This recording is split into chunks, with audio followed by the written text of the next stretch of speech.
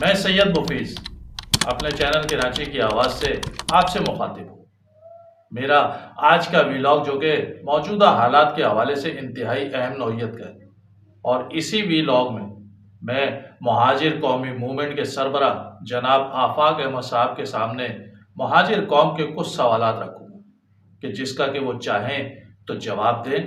یا ان کی مرضی ہے کہ وہ جواب نہ دیں، یہ ان کی ثوابدید ہے، مگر آپ سب نے اپنی رائے سے مجھے ضرور آگاہ کرنا ہے۔ آج سے 40 سال پہلے 15 اپریل 1985 کو ایک مزدہ نے ایک طالبہ بشرا زیدی کو سر سید کالج کے سامنے کچل کر ہلاک کر دیا تھا۔ بظاہر تو یہ ایک حادثہ تھا، لیکن اس حادثے کے بعد جو رد عمل سامنے آیا اس نے کراچی کی تاریخ کو بدل کر رکھ دیا۔ وجہ اس کی یہ تھی کہ یہ ایک حادثہ نہیں تھا، بلکہ برسوں کی فرسٹریشن، مایوسی اور غصہ تھا، اس رویے اور نفرت کے خلاف کہ جسے کراچی کی عوام برسوں سے برداشت بھی کرتے آ رہے تھے اور گاہے بگاہے اس کا اظہار بھی کرتے رہتے تھے۔ یعنی ایک تو اس ٹرانسپورٹ پر قابض ایک مخصوص طبقے اور سوچ کے حامل افراد کے تضحیک آمیز رویے کا کہ جو قابل نفرت بھی ہوتا تھا اور اس میں تعصب بھی نمایاں دکھائی دیتا تھا۔ حالانکہ کراچی کے پڑھے لکھے اور باشعور لوگ کہ جنہوں نے ہمیشہ قلم اور دلیل سے بات کی، جو نفرت اور تعصب کو چھوڑ کر ہندوستان سے پاکستان آئے تھے، یہ سوچ کر کہ یہاں ہم ہندوستانی نہیں بلکہ پاکستانی کہلائیں گے، جہاں قوم، زبان اور فرقے کی بنیاد پر نہیں بلکہ میرٹ اور برابری کی بنیاد پر فیصلے ہوں۔ مگر 15 اپریل 1985 کو ہونے والے حادثے میں ایک طالبہ کی موت نہیں ہوئی تھی، بلکہ ان جذبات اور احساسات کو ٹائروں تلے کچلا گیا تھا کہ جو برسا برس سے دل و دماغ میں پک رہے ہیں۔ وہ کہتے ہیں نا کہ راستہ ہے کہ کٹتا جاتا ہے، فاصلہ ہے کہ کم نہیں ہوتا، وقت کرتا ہے پرورش برسوں، حادثہ ایک دم نہیں ہوتا۔ تو جو لوگ کہتے ہیں کہ کراچی کو فلاں پارٹی نے یا فلاں لیڈر نے برباد کر دیا، یا لسانیت اور نفرت کو 80 کی دہائی سے پروان چڑھایا گیا، تو میرا خیال ہے کہ 1985 کا حادثہ نہ منصوبہ بندی کے تحت ہوا تھا اور نہ ہی کسی گیم پلان کا حصہ تھا۔ یہ تو برسوں کی محرومیوں اور مایوسیوں کا ریئیکشن اور ریفلیکشن تھا، جس کا کہ تسلسل آج بھی جاری ہے۔ کہتے ہیں کہ حادثات اور سانحات سے سیکھ کر قومیں آگے بڑھا کرتی ہیں، مگر شاید یہ رواج مہذب دنیا کے لیے ہوگا، کیونکہ ہم نے تو سیکھنے کے بجائے مسلسل اسے دہرانے کی ضد کر رکھی ہے۔ آپ دیکھیے کہ ابھی 4 روز پہلے یعنی 40 سال بعد ایک اور حادثے نے نفرت اور تعصب کی لکیر کھینچ دی۔ 4 نومبر کو گارڈن کے علاقے رام سوامی میں ڈمپر کے ٹائروں تلے شاہ زیب نامی 18 سالہ نوجوان کے کچلے جانے نے ایک بار پھر بشرا زیدی کے سانحے کی یاد کو تازہ کر دیا۔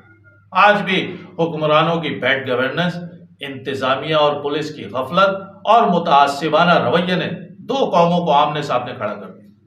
اگر اس حادثے پر پولیس اور وزیر ٹرانسپورٹ بر وقت ایکشن لے لیتے اور ڈمپر کو تحویل میں لے کر ڈرائیور کو گرفتار کر لیتے اور اس ڈرائیور کی پش پناہی کرنے والی مافیا کے سرغنہ لیاقت محسود کو جائے حادثہ پر آنے سے روک دیتے، تو شاید آج سوشل میڈیا پر لسانی جنگ نہ شروع ہوتی۔ مگر لگتا ہے کہ حادثے سے بڑا سانحہ یہ ہوا کہ پولیس، انتظامیہ اور حکومت نے حادثے کو دیکھ کر مجرمانہ خاموشی اختیار کر لی، تاکہ ای چالان کے ذریعے کراچی والوں کے معاشی قتل عام سے توجہ ہٹائی جا سکے اور 2 قومیں آپس میں دستے گریباں ہو جائے۔ اور اس نے اتفاق دیکھیے کہ اس کے ساتھ ہی چائے کے ہوٹلوں کے خلاف بھی ایک دم ایکشن لے لیا جاتا ہے کہ جن کا تعلق بھی 99% پشتون زبان بولنے والوں سے۔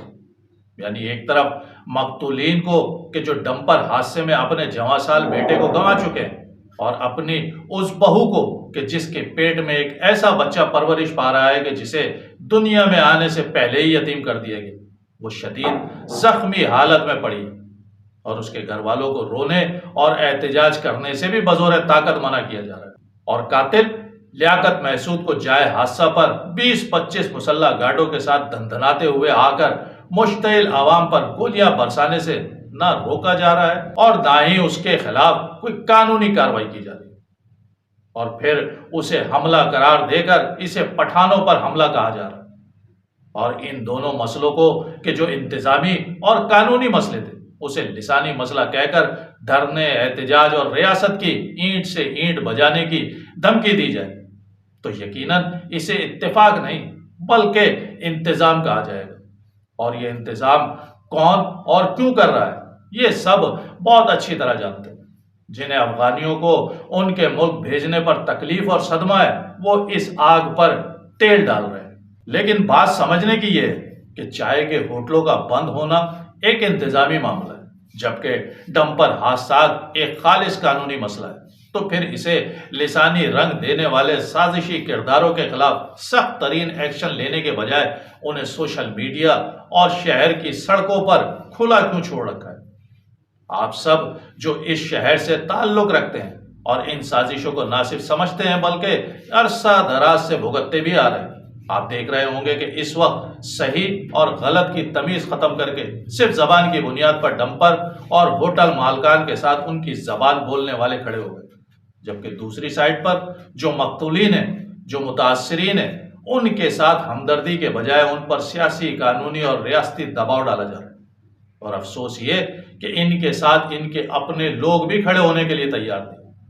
کھڑا ہونا تو چھوڑ دیجئے، آ کر تعزیت کرنے اور ان کے غموں کا مداوا کرنے کے لیے بھی تیار نہیں۔ اسی طرح ایک اور جماعت کے رہنما کہ جنہوں نے بڑے عرصے کے بعد کراچی کی سیاست میں دوبارہ انٹری اسی ڈمپر مافیا کو لگام دینے کے وعدے اور دعوے کے ساتھ کی تھی، جنہوں نے کہا تھا کہ اب اگر کراچی کا کوئی شہری ڈمپر حادثے میں ہلاک ہوا تو ہم ان ڈمپرز کو کراچی کی سڑکوں پر چلنے نہیں دیں گے۔ ایک بڑی پراثر تحریک کا اعلان بھی ہوا تھا کہ جس میں 1 میٹر کے سفید کپڑے کے ساتھ کچھ اعلانات کیے جانے تھے۔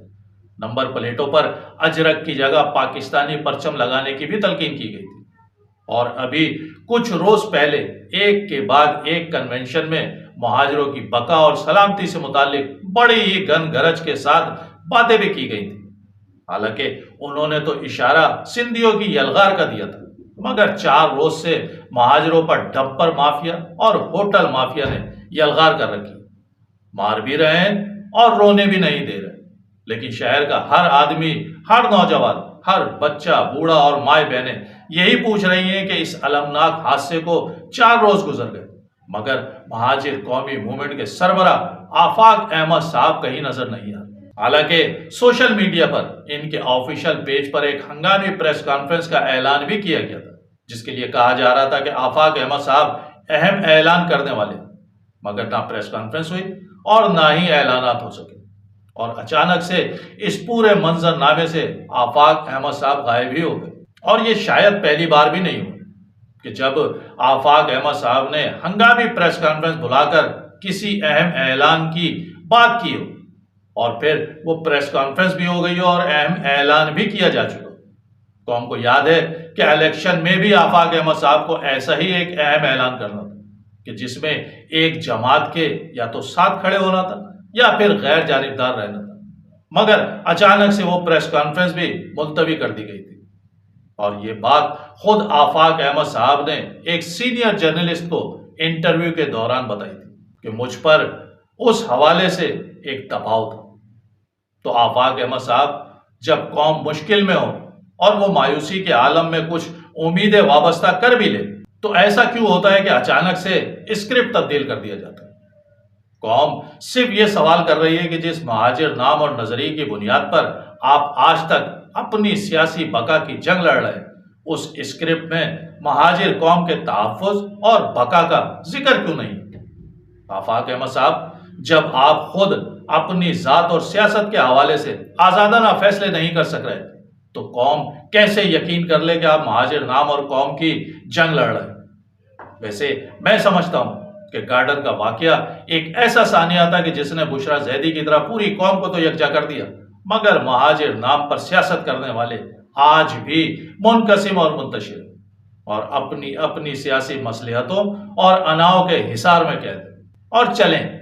مان بھی لیں کہ آپ کو کسی بھی وجہ سے انہوں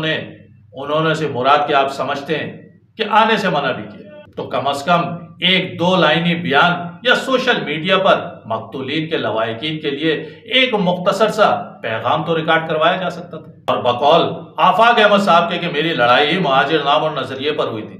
تو اس مہاجر نوجوان کی ہلاکت پر جس سابق ایم پی اور ایم کیو ایم کے رہنما کامران فاروقی نے اس نام کی لاج رکھی اور مہاجر نام کو زندہ کیا اور مافیات سے اپنی جماعت کی مخالفت مول لینے کے باوجود ٹکر لی،